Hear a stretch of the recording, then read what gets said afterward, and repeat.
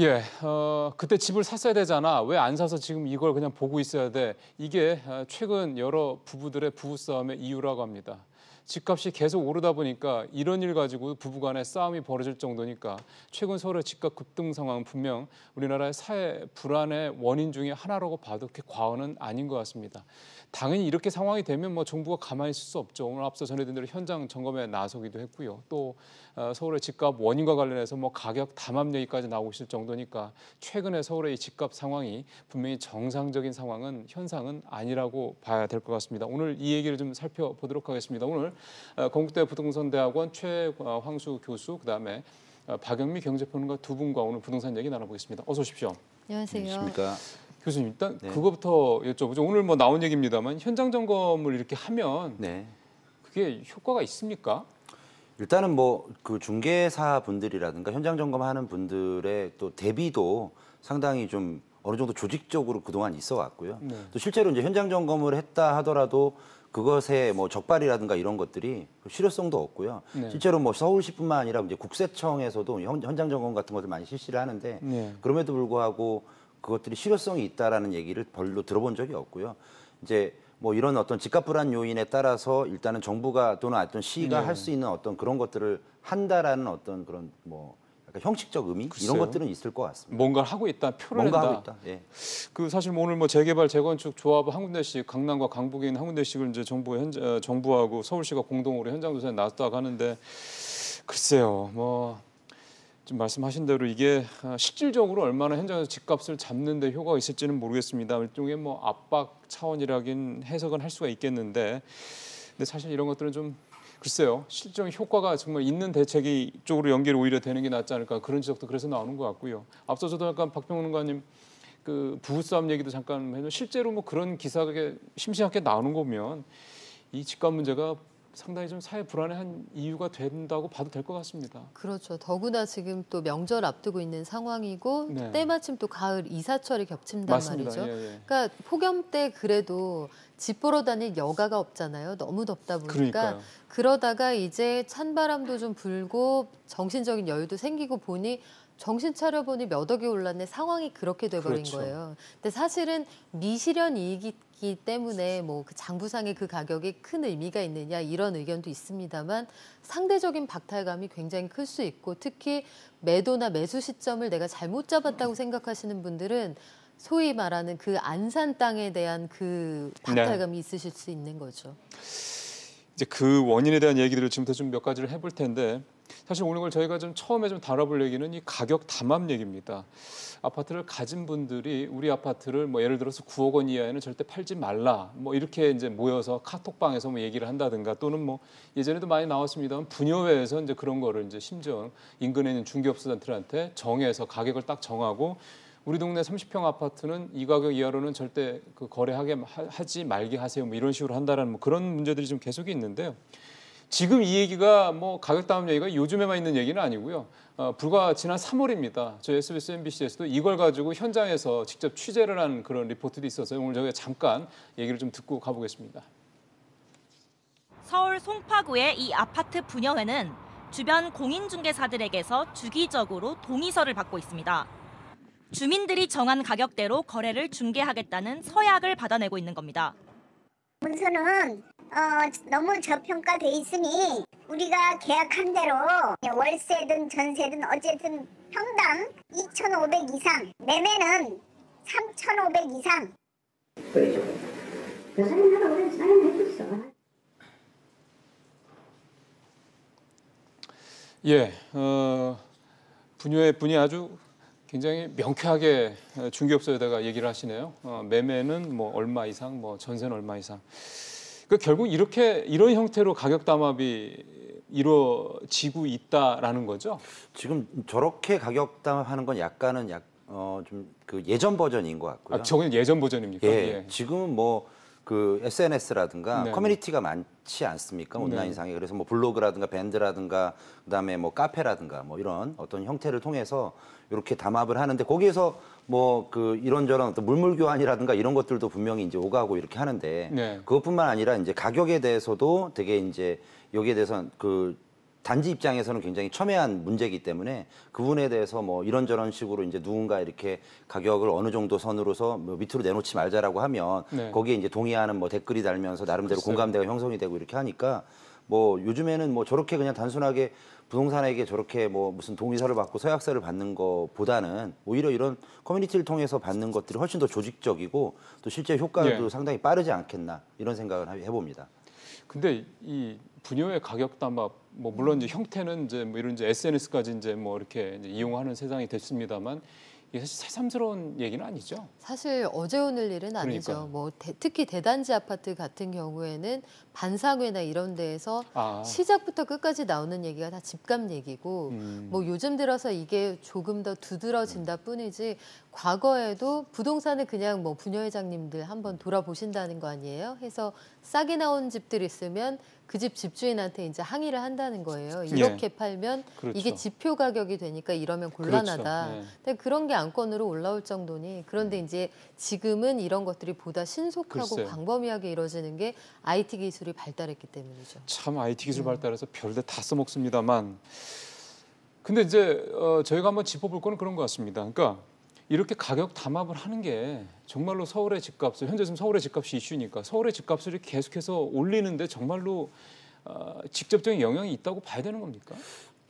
조금은 없지 않아 있지 않겠습니까? 예. 다만 이것이 이제 서울의 집값을 올리는데 이게 결정적인 역할을 했다라는 거에 대해서는 상당히 이제 의구심이 들고요. 결정적인 것까지는 좀 그렇고. 네, 예. 이런 어떤 뭐 측면들도 있었다. 또 이것이 그 각 집값을 올리는데 어느 정도는 이제 기여를 했을지 모르겠지만 네. 본질적인 어떤 문제는 아닐 것이다. 이렇게 생각해 보겠습니다. 그래서 아마 저도 이제 그런 생각이 문득 들더군요. 이게 뭐 부부싸움의 소재가 될 정도로 집값 문제가 이렇게 갑자기 이렇게 오르는 게 될 정도라면 참 이런 부분들도 이런 현상의 여러 가지 후유증 중에 하나로 이제 봐야 되는 게 아니냐 싶은 생각이 드는데 아마 많은 분들이 그러니까 집을 갖고 계신 분들이야 모르겠어요. 집을 이제 살려고 하시는 이런 실수요자분들 입장에서 때는 저거 불법 아니야 이런 생각을 하실 수 있을 것 같아서요. 저희가 요 문제만 강신업 변호사님을 좀 전화로 연결해서 얘기를 좀 들어보려고 합니다. 그래서 이게 정말로 불법적인 게 있다면 이거에 대한 처벌을 당연히 받아야 될 거고 이게 가격 담합이 그러니까 가격 담합이 근절이 됐어야 되는데 아까 우리 박평론가도 말씀하셨지만 이게 어제 오늘 얘기가 아니라는 거 보면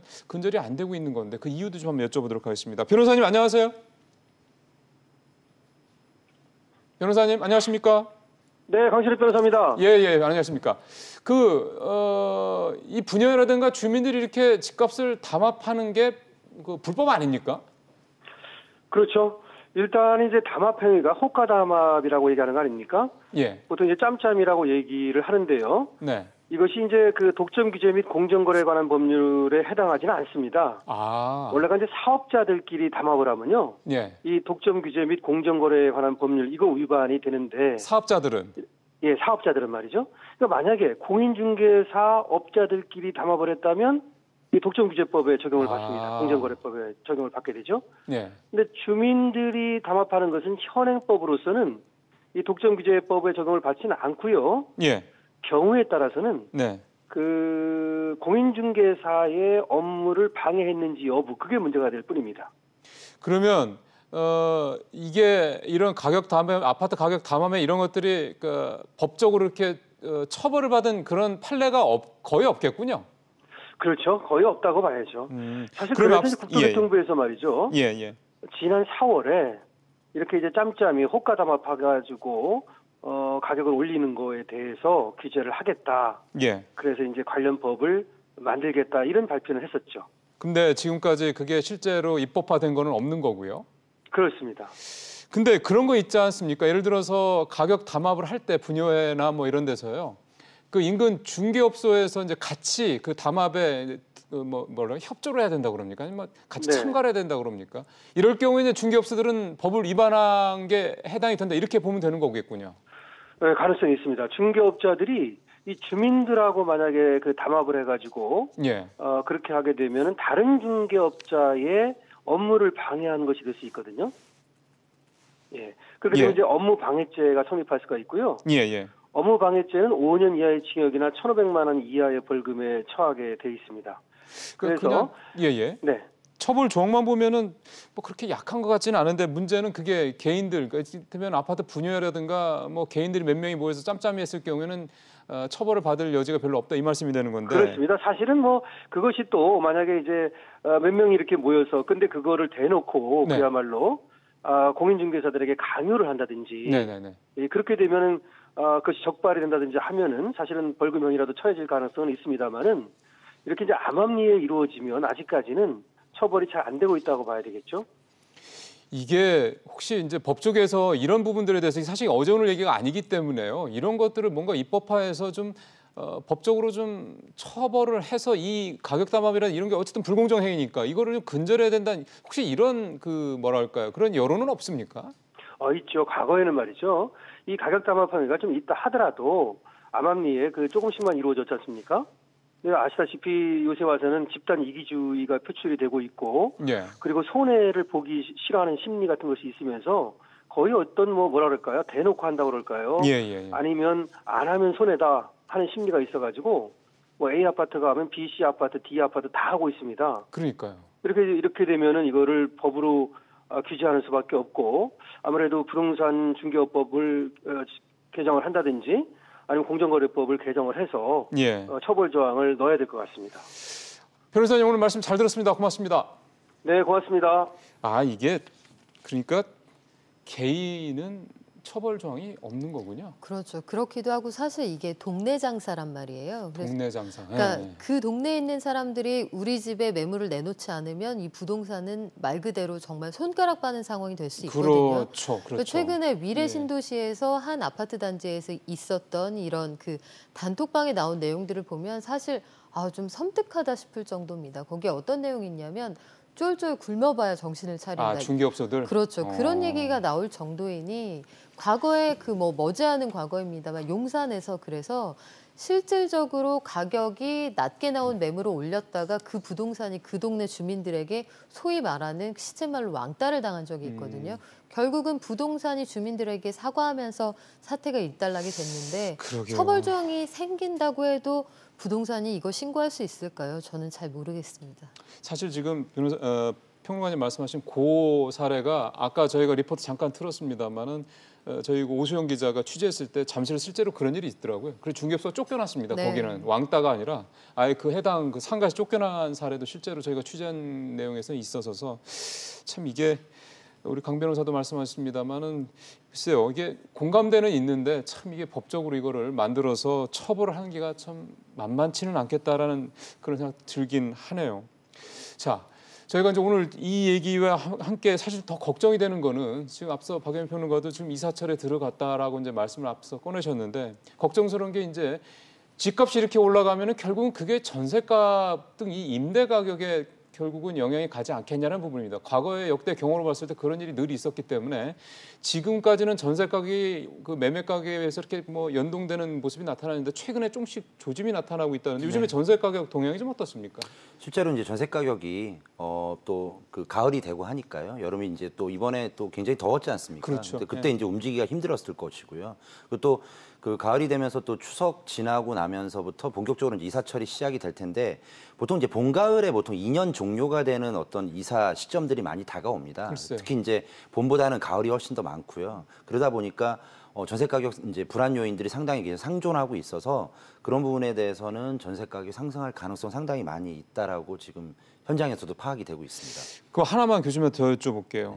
왜 그 전에 집값이랑 매매값이랑 거의 이렇게 비슷하게 움직이다가 최근에 보면은 매매값이 물론 워낙에 뛰어서 그런 걸 수도 있긴 했지만 전세값이 비교적 작년 하반기부터 좀 안정세를 보이고 있다는 얘기를 저희도 여러 번 전해드린 것 같거든요. 최근에 매매값에 비해서 전세값이 안정적이었던 이유는 뭐라고 봐야 됩니까? 그러니까 이제 전세를 살던 분들도 적극적으로 이제 실수요 목적으로 이제 구매에 나선 거죠. 그러다 보니까 전세 어떤 수요보다는 더 매매 수요에 훨씬 더 많이 참여를 하다 보니까 이제 상대적으로 이제 전세 수요가 조금 줄었던 측면들이 전세 가격이나 전세 시장을 좀 안정화됐다라는 어떤 결과로 나타내는 것들이라고 볼 수도 있겠습니다. 공급적인 측면도 한번 봤으면 좋겠어요. 이번에 좀 뭐 우리 최 교수님도 쭉 말씀을 하셨습니다만은 사실은 그 동탄인가요? 그쪽에 그 경기도 남부권 쪽에서 아파트들 많이 들어서 지금 미분양되거나 비어있는 집들 많다고 그러는데 이런 수급적인 문제에서 전세 쪽을 바라보면 좀 최근의 상황을 좀 어떻게 보시고 계십니까? 그런데 사실 이게 요즘 부동산 시장은 수급대로 돌아가는 것 같지가 않습니다. 일단 지금 매매 가격이 비정상적으로 올라가는 것도 보면 거래가 되게 많이 돼서 가격이 올라가는 게 아니거든요. 호가가 천정부지로 올라가는데 하나가 그 가격에 체결이 되면 그게 지표 가격이 되는 셈이고요. 네. 전세도 지금 뭐 한동안은 역전세난이 돼서 잠실 이런 쪽은 5, 6월에는 전세 시세가 1년 전하고 비교해서 한 1억 원 떨어지기도 했어요. 잠실이요? 그렇죠. 왜요? 그런 적이 잠시 있었습니다. 왜냐하면 그 일대에 이제 신규 분양하는 아파트들이 늘어나니까 물량이 쏟아져 나올 것이다 해서 상대적으로 오래된 아파트에 대한 매력이 떨어졌던 거죠. 그런데 지금 상황이 어떻게 돌아가느냐. 전세 수요가 확 늘었어요. 왜냐하면 재건축이나 재개발은 어려워졌고 그렇죠. 대출도 어려워졌기 때문에 전세에서 그러니까 무주택에서 1주택으로 가보려던 사람들이 발길이 잡혔거든요. 집값이 너무 뛰니까 이제 감당이 그렇죠. 안 되죠. 네. 그러면 신규 전세 수요하고 기존 전세 수요 이걸 부동산 시장에서는 소위 깔고 앉아있는 수요라고 표현을 하시더라고요. 이분들이 재계약해야 되는 수요가 확 늘어난 거고 네. 그렇다고 월세로 가기에는 부담스럽고 그렇다 보니까 이 전세 시장으로 사람들이 몰려드는 겁니다.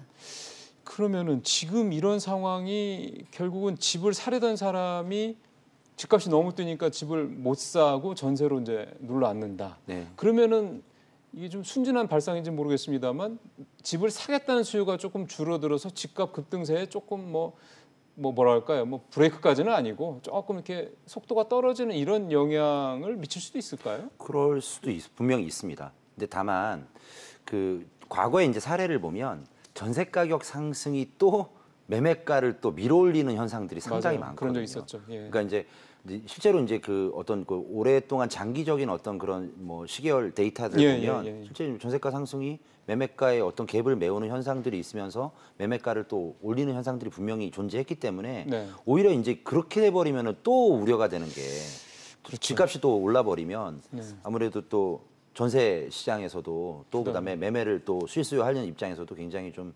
어려운 입장에 처할 수도 있어서 그게 또 걱정이 됩니다.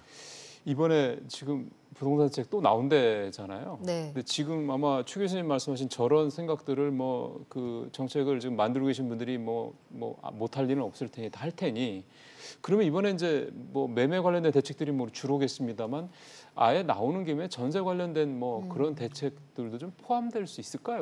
글쎄 이게 단기적으로 만들 수 있는 대책인지는 사실 모르겠어요. 지금 청와대 국민청원에 보면 그래서 용산 일대에 거기에 영구임대주택 같은 것들을 만들어서 청년층에 제공하자. 용산에? 용산 일대에. 왜요? 미군 부지가 이제 빠져나가는 거기를. 거기가 넓은 데가 그렇죠. 있으니까. 넓고 노른자의 땅이잖아요. 그렇죠. 그러니까 그렇게 하자는 주장이 나옵니다만 현실화가 될지 사회적 합의가 될지 이건 갈 길이 좀 멀어 보이는데 그러니까 전세 공급 물량을 어떻게든 좀 늘려보자. 임대할 수 있는 곳을 늘려보자고 하는데 이 단기간에 되는 문제가 아니어서 정부가 이번에 전세 대책까지 손을 댈 수 있을까 매매 시장부터 잡고 보지 않을까 이런 생각이 듭니다. 공급 말씀을 지금 하셔서 그런데 지금 용산이라는 정말 말씀하신 대로 그런 황금싸라기 그냥 금싸라기 아니고 황금싸라기 땅에다가 만약에 청년들 그다음에 신혼부부들을 위한 공공임대주택을 대거 그럼 거기 땅이 워낙 넓으니까 정말 대거 공급이 될 수 있을 것 같은데 외국은 이렇게 도심 한가운데 그렇게 공공임대주택을 공급하는 사례가 많이 있다면서요.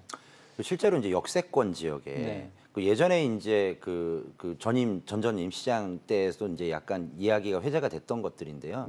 오히려 이제 역세권 주변에 되게 교통이 편하고 직장에 출퇴근하기가 좋으니까 이런 지역에다가 이제 용적률을 이제 인상을 시켜서 기존에 원래 지을 수 있는 한도보다도 인상을 시키는데 인상된 부분에 대해서는 이제 반반씩 나눠서 가져가는데요. 그러니까 이제 용적률 인상된 부분에서 반은 임대주택으로 가고, 그다음에 반 정도는 소유자에게 이제 개발을 촉진하도록 뭔가 이제 빠르게 이제 추진할 수 있도록 이런 어떤 제도들도 있었거든요. 그래서 예전에 역세권 시프트니 이런 것들이 있었는데 이런 것들도 지금 단계에서 면밀히 좀 생각을 해봐야 될 게 아니냐. 그래서 임대주택이라든가 이제 저렴한 어떤 주택을 아주 멀리 보내는 것보다 교통이 편하고 이런 어떤 역세권이라든가 그런 어떤 중심부에도 할 수 있는 어떤 그런 제도적인 것들인데 아직까지 여기 그러니까 생각이 미치지 않고 있지 않느냐. 아니면 또 이전에 이제 생각했던 것들에 대해서 답습한다라는 비판을 좀 약간 받아들이기 힘든 것이 아닌가 이런 생각도 한번 해보게 됩니다. 지난주에 나온 전문가분이 그런 얘기를 하시더군요. 독일 같은 경우는 공공주택이 한 60% 정도가 되는데 그 공공임대주택이죠. 거기는 이제 일정 자격이 되면 들어오고 일정 자격을 넘어서면 이제 나가게 되는 이런 식으로 순환이 계속되니까 그 해당되는 젊은 친구들은 이제 또 신혼부부들은 이제 주거에 대한 불안감이 훨씬 덜한 거죠. 그것도 그 위치가 지금 뭐 교수님도 말씀하셨지만 뭐 전철역 근처라든가 도심 근처에서 출퇴근하기도 용이하고 이번에 그 공급 대책 중에서 나오는 것 중에 하나가 서울시에서 얘기한 것 중에 하나가 유휴지, 철도 유휴지 얘기를 하는 게 근데 그런 유휴지가 역세권이고 용산이라든가 뭐 구로나 이런처럼 비교적 도심에 출퇴근하기 가깝고 이런 지역 아닙니까? 네. 이런 지역에 뭔가 그렇게 좀 공공 임대, 그러니까 누구한테 집을 분양하는 게 아니라 임대 형태로 이렇게 줄 수 있는 이런 집을 짓는 거가 쉽지 않을까요? 그런 방식도 고려를 해볼 수가 있다는 거죠. 지금 사실 워낙 상황이 다급한 상황이다 보니 뭐라도 해보자. 사실 정부 입장은 그겁니다. 계속해서 작은 대책들이 계속 나오고 종합대책이 곧 나옵니다 했을 때 아마 시청자들도 헷갈리실 거예요. 종합대책 내놓지 않았어? 얼마 전에 또 나오고 또 나오는데 또 종합이야. 이렇게 받아들이실 텐데. 진짜 종합대책. 이게 부디 마지막이길 바랍니다만 그렇죠. 그게 시장이 그만큼 과열돼서 뭐라도 해보자 이런 조치를 하고 있는 거고 그중에 한 가지 대안입니다. 그런데 그게 또 주변에 뭐 그 집값을 떨어뜨린다는 등 해서 예. 청년들에게 임대주택 지어주자 할 때도 당산동에서도 얼마나 시위가 맞아요. 예. 과격하게 있었어요. 이게 예. 사회적 공론화 과정이 또 쉽지는 않을 것 같습니다. 예, 지금 사실 이제 저희가 오늘 또 부동산 얘기를 했는데 왜 자꾸 부동산 얘기를 하면 저희가 끝에 가서 좀 마음이 좀 한결 좀 가벼워지고 약간 좀 표정도 좀 밝아지면서 끝내야 되는데 항상 더 가슴도 좀 무거워지고 머리도 조금 더 복잡해지고 얘기를 하는지 모르겠습니다. 그만큼 이 주거 문제가 뭐 비단 청년들뿐만이 아니라 많은 분들한테 굉장히 좀 걱정거리를 주는 거잖아요. 그렇습니다. 물론 여기서 저희가 딱 어떤 누구나 다 할 수 있는 그 정말 그 비책이네 이렇게 할 수 있는 답을 낼 수는 없는 겁니다만 그래도 조금 좁혀봐야 될 필요가 있을 것 같은데 마지막으로 우리 최 교수님께서 이 서민들 특히 뭐 젊은 친구들이나 뭐 저소득층에 있는 서민들의 주거 안정을 위해서 이번 대책에 이런 내용 좀 하나 좀 들어있으면 좋겠다라고 생각하시는 거 있으십니까? 아까 뭐 직전에 이제 말씀드렸던 그런 좀 파격적인 어떤 그런 임대주택 방안, 그다음에 역시요. 또 너무 그 교통이 불편하거나 아니면은 또 뭐 쾌적하거나 뭐 환경이 뭐 좋은 게 문제가 아니라 교통 위주로 잘 이렇게 하면 좋겠고요. 뭐 어떤 전문가들도 얘기한 부분이 있는데요. 뭐 공중권을 이용해서 그러니까 철도라든가 이런 지역에서 뭐 이렇게 라인이 지나가는데 그 위에 어떤 그런 위쪽으로 해서 이제 뭐 교각을 뭐 크게 건설하든가 해서 그런 쪽은 이제 유유부지일 수도 있거든요. 그러니까 거기는 원래 이제 집이 있거나 그런 지역이 아니기 때문에 그런 곳은 아무래도 좀 뭐 물론 이제 주변에 있는 어떤 그런 소유자들의 반발을 뭐 있을 수도 있겠지만 그런 부지를 활용해서 뭐 좋은 지역에 뭐 임대주택을 건설한다든가 이런 것들도 하여튼 뭐 다양한 것들을 좀 생각해봐야 되는 시점이 아닌가 이런 생각을 한번 해봅니다.